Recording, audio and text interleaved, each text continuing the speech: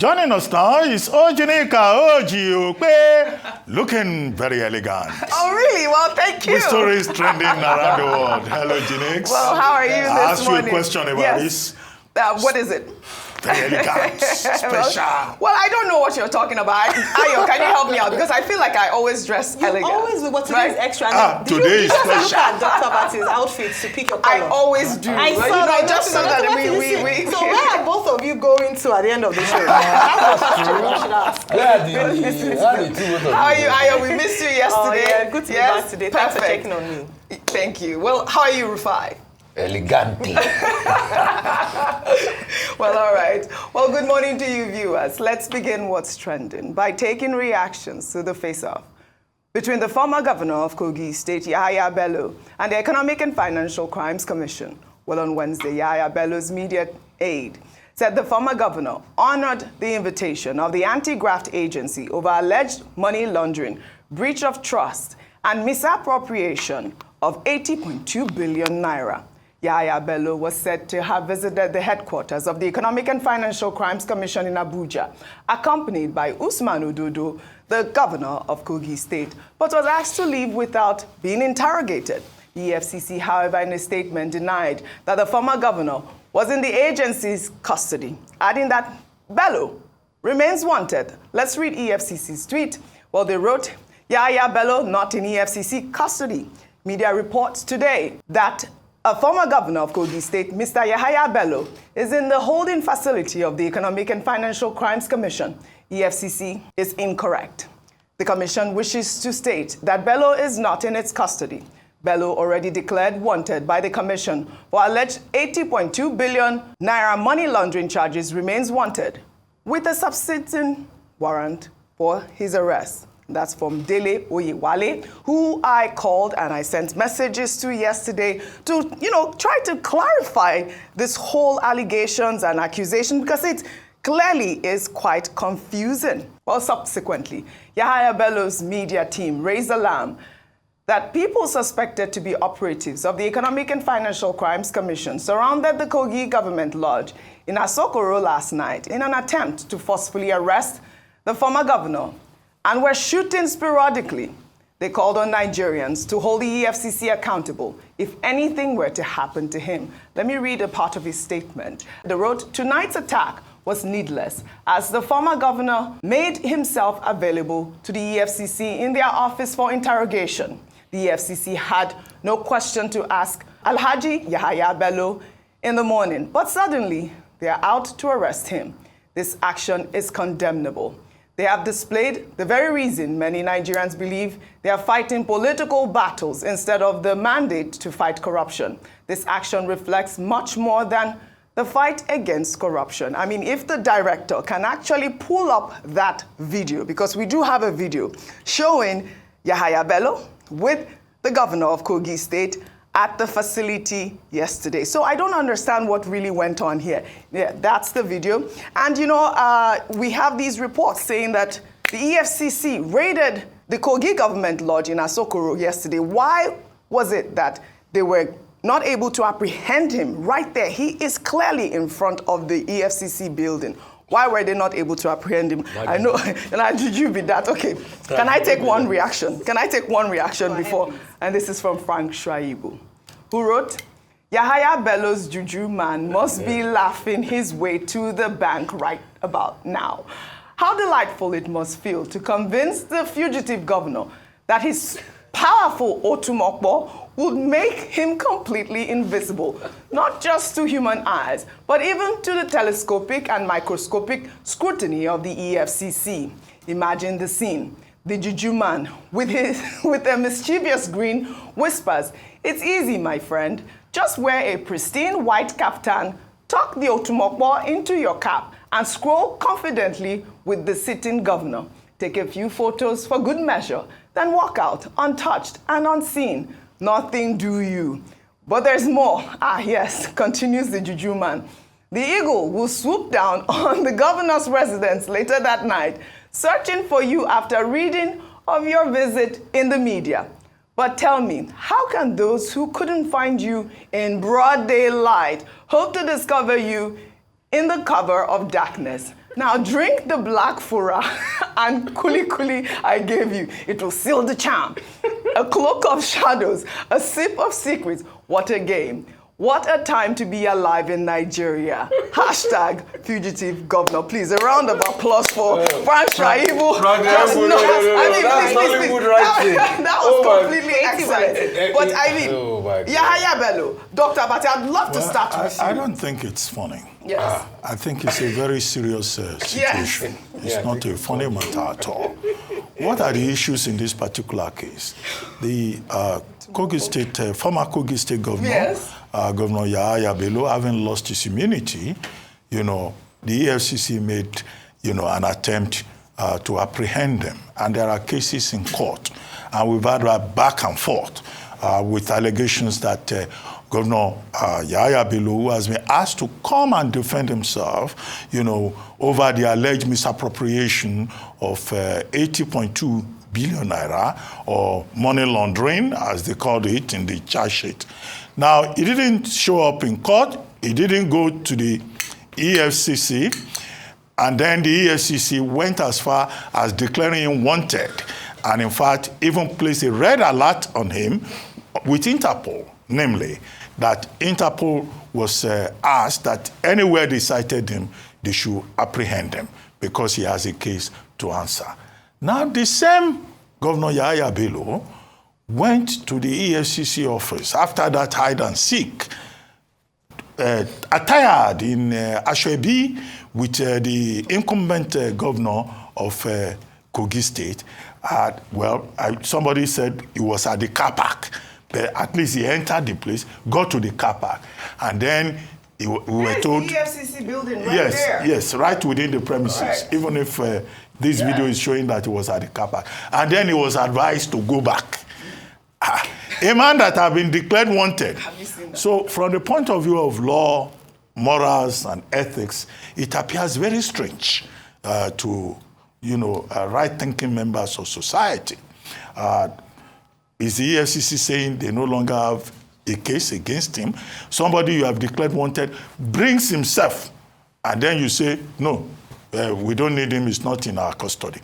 However, the later development was what you said, that yesterday evening, there was this report that, Government House in Abuja was attacked, was besieged by EFCC officials. There was sporadic shooting in the air. I don't think that drama was necessary. Absolutely not. The man, having brought himself, should just have been apprehended. Now, I saw another statement saying where he didn't follow protocols to come and report himself, that he came with the governor of, the current governor of Kogi State, and came with some other politically exposed persons. Well, I mean, the EFCC is a law enforcement agency. They have the powers of arrest. The man they will have arrested is the man they wanted. They don't have to arrest Ododo. They can even ask Ododo to leave their premises. Ododo's immunity does not extend to the office of the chairman of EFCC. So those are the gray areas that I find in all of this. So what follows now? I think the people that have been given the advantage are the supporters of Governor Yahaya Bello, not this imaginary thing about having a shamanist who is doing whatever you call it, juju or whatever. Because now, if you look at the statement by Ohiare, the spokesperson for, former Governor Bello, he is now saying that, look, this is clear evidence that there are political aspects to this, that this is a case of persecution. So everybody, that camp will also say, well, our point has been proven. They say they want him. He carried himself, walked in, 2 legs, you are saying protocol. They should just have arrested him immediately. Absolutely. But in any case, the matter is in court. The matter will continue in court. If they think by their own protocol, they still want to invite him formally, well, let them invite him formally. If they do, we expect Governor Bello, former Governor Bello, to still go there. I like that. They should invite him formally and not go in the middle of the night. I mean, like the report stated yesterday. Let me take some more reactions, Rufai, because I know you. This is from Wale, who wrote, it's truly absurd To think that someone in public office can decide when to answer the law on their own terms. If you truly respect the rule of law, why has it taken you so many months to honor a simple request from the EFCC? It feels like a calculated move to go only when it's convenient. Tinubu needs to make an example out of you for others to learn, because you disregarded the rule of law and those who have voted you in the seat of power. Let me take this other tweet. This person wrote, as soon as the EFCC chairman did that press conference where he boasted to arrest GYB at all costs or resign, I knew he was a jester. If reports going around that GYB visited the EFCC headquarters and he was asked to go home are true, then Olukoyede should have lost his job already.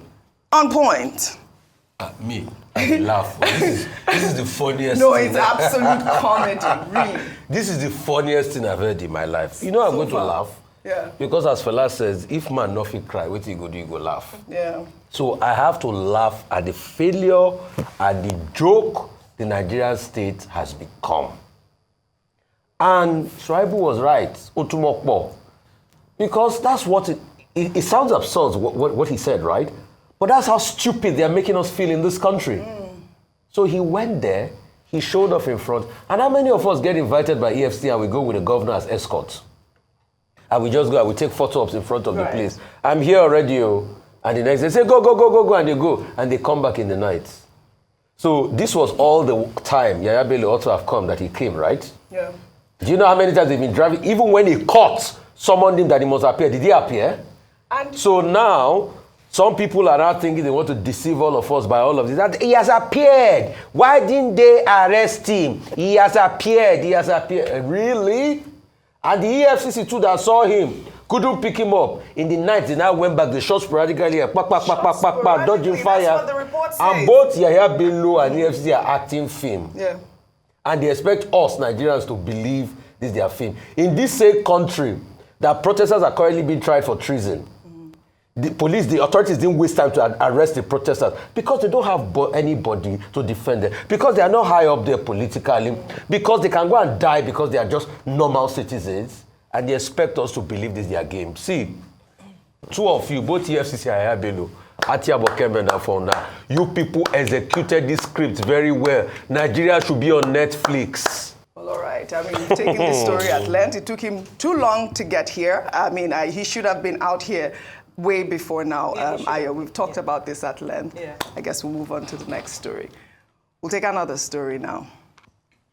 Nigeria's First Lady, Senator Remi Tinubu, who recently unveiled several initiatives, including the Young Farmers Club to create employment opportunities and the unity fabric to symbolize national unity, has come under scrutiny after it was revealed that she received over 700 million naira from the State House to purchase dollars for foreign trips between November 2023 and March 2024.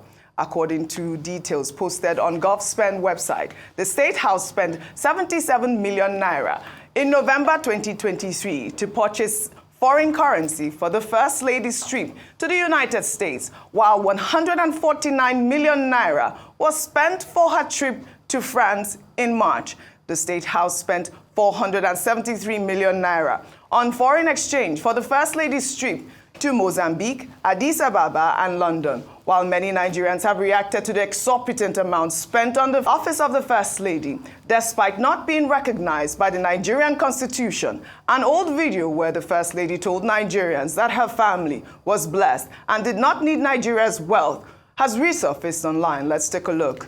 Nigeria's wealth is the commonwealth of all. It belongs to everyone. God has blessed my family. We don't need the wealth of Nigeria to survive, but to do the right thing. And I promise you on this altar that with your help, with the help of God, we will set this nation on the right path. We need your prayers.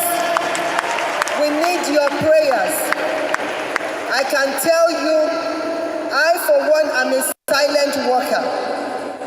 I'm not a noisemaker, but I listen and I hear.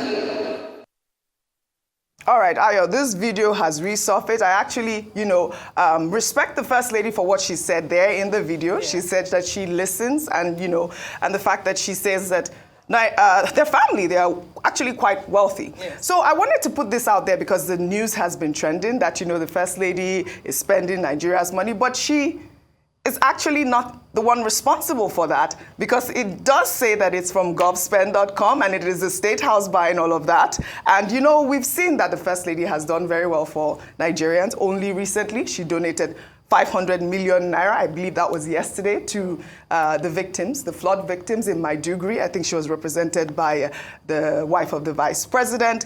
And she's donated so much more to Nigeria. But what is the question here? The Nigerian system. Why is it that we have to keep on asking these questions? Why are these monies allocated to an office that is not in the Constitution, Ayo? So I think that's the big question for me, is that why is there so much money spent on an office that is said to not exist? That's the big thing for me here. Beyond how much is spent in donations to disaster efforts, she has done this consistently, beyond her many initiatives, young farmers, unity fabric, despite being contentious. But it's her move to try and, in her role as First Lady, do something to impact Nigerians. And so when these figures come out, especially at a time when the government is asking Nigerians to sacrifice, that we're in this together, it is provocative. It's upsetting for a lot of people, especially since she herself had come out to say that they have enough money to fund their lifestyle. I understand that there are many instances where she has to visit different countries in her stead as First Lady. But when these trips are expensive at a time where we have a revenue crunch in the nation, then it beggars belief. And that's where a lot of people are asking that, why are we spending so much money on this office that is not constitutionally recognized? For me, that is the biggest question. And I think morally, even if the money is provided morally, there are certain things that should not happen at a time when people are suffering. That 700 million naira would go a long way in helping, in contributing to whether you want to put it to giving, cash transfers to the most vulnerable, to use to support disaster efforts in Nigeria, whether you use that to channel to the education sector. Since she's big on women and youth, the agriculture, these things can be used better, not to fund trips and stage. I just think that it is not a good optics for a time like this when Nigerians are suffering. Absolutely. That's the challenge. I thought it was great to bring this story up, so at least we can get some sort of response from the First Lady's office, at least. But we see her great initiatives out there, which I applaud her. The Unity Fabric, I believe that's coming out October 1st. And, she says that it symbolizes unity. Well, all right. I hope we hear from the office of the First Lady. Let's take this story now. It's great news for Nigeria and her aviation sector, as Nigeria is now considered safe for aircraft leasing by the Aviation Working Group. On Tuesday, the group increased Nigeria's CTC compliance index score from 49% to 70.5%. This is following Nigeria's signing of the Cape Town Convention Practice Direction on September 12th. The group made the announcement in a letter written to the Minister of Aviation and Aerospace Development, Festus Keyamo. Let's take a listen to the CEO of Airpeace. You were all here, 4 days ago, precisely on Thursday, when the historic signing of the Cape Town Convention Practice Direction came into being, is part of the same work, the ease of doing business. The present government is very, very serious about ease of doing business. The vice president is the one midwifing this. He's the chairman of PEBEC. PEBEC, you know what that means? It's about ease of doing business in Nigeria. And very, very desirous of moving indigenous businesses forward. They want the airlines and other businesses in Nigeria to succeed. That is why the government has taken it so very seriously about, having this convergence of people from different sectors to discuss further about how to move the nation forward. Fantastic news. When we hear fantastic news in Nigeria, we must congratulate President Bola Ahmed Tinubu, the Minister of Aviation, Festus Keyamo, and the airline operators of Nigeria. Over the weekend, we had Dr. Allen Onyema on the program talking about what this signifies. Dr. Abati, I'd love to give you the floor. The excitement that has been shown by Mr. Allen Onyema is understandable as follows. Because you recall there was a time when the AWG and other groups blacklisted Nigeria for airport, for aviation financing and leasing. And now this is what makes this a game changer. We have now found the same AWG, following the Cape Town Convention, to which Nigeria is a signatory, saying Nigeria is no longer blacklisted. Because on September 12th, Nigeria signed a fresh treaty with regard to practice directions. And to that extent, it's a major achievement for the aviation sector in Nigeria. It's a game changer, and it is appropriate to praise both the Minister of Aviation and President Bola Ahmed Tinubu that this has happened on their watch. Why are the people in the aviation sector members of the AON? That's what they are called, Aviation Operators of Nigeria. Yes. Allen Onyema, Dr. Okonkwo, all of them, why are they excited? Because this will give them better opportunities to acquire planes and to get insurance. Yes. It will reduce the cost of their business. But I also understand that by extension, the price of tickets are likely to drop when they get that opportunity. And so there's also something in it for us. Absolutely. If they get a more enabling environment, then we too will pay cheaper rates. Like I say every time. It's a win-win all around. Nigeria go better. Absolutely. Let's take our final story under sports.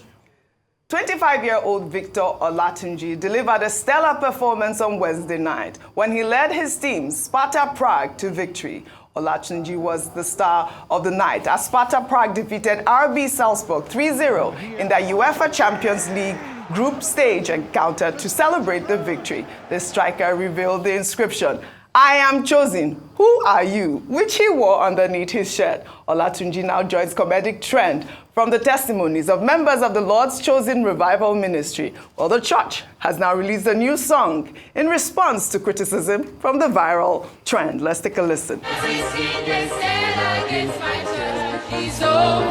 When they were talking, Jesus was watching. When they were talking, Jesus was watching. When they were talking, Jesus was watching. When they were spreading their rumors, but when he said it's over, that settles that matter till this morning.